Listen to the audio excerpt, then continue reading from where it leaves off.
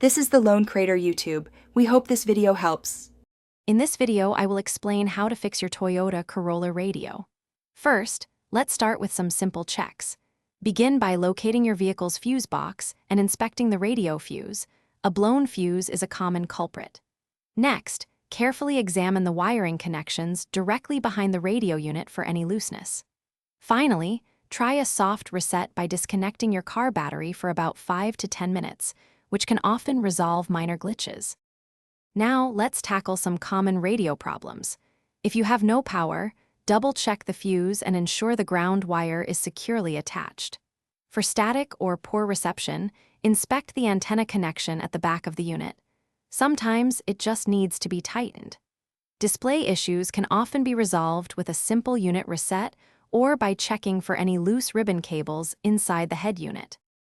Moving on to more advanced diagnostics, you can use a multimeter to test the speaker output, helping you pinpoint if a specific speaker is faulty. Carefully examine the head unit's internal components for any visible signs of damage, such as burnt circuits or loose connections. If your radio is experiencing software glitches, consider checking for available firmware updates, which can often resolve these electronic issues. Finally, it's important to know when to seek professional help. If your basic troubleshooting steps haven't resolved the radio issue, it's wise to consult an expert.